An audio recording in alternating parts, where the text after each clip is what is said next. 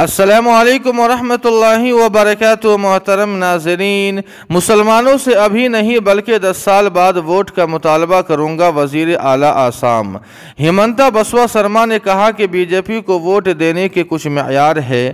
ہم ان سے ووٹ مانگتے ہیں جن کے 2 یا 3 سے زیادہ بچے نہیں ہیں۔ جی ہاں ناظرین کرام، آپ کو بتلا دیں کہ آسام کے وزیر اعلیٰ ہیمنتا بسوا سرما نے اتوار کو کہا کہ انہیں کم از کم اگلے 10 سالوں تک ریاست کے 4 چاپوری علاقے میں رہنے والے مسلمانوں کے ووٹوں کی ضرورت نہیں ہے۔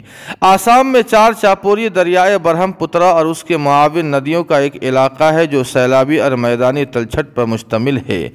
جانکاری کے مطابق گوہاٹی میں ایک تقریب سے خطاب کرتے ہوئے سی ایم سرما نے صحافیوں سے کہا کہ بی جے پی حکومت سماج کے تمام لوگوں کی فلاح و بہبود کے لیے کام کرتی ہے، بشمول 4 چاپوری علاقے کے باشندگان کے۔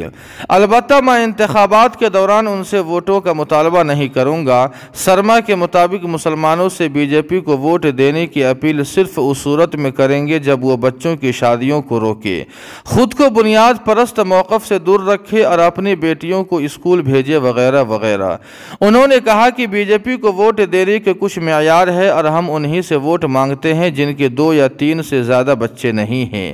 4 چاپوری علاقوں میں رہنے والے مسلمانوں کی ذہنیت بدل رہی ہے، لیکن اس میں وقت لگے گا جس کے لیے کم از کم 10 سال کا وقت درکار ہے۔ اس کے بعد ذاتی طور پر میں 4 چاپوری علاقے میں جاؤں گا اور ان سے بی جے پی کے حق میں ووٹ دینے کی اپیل کروں گا۔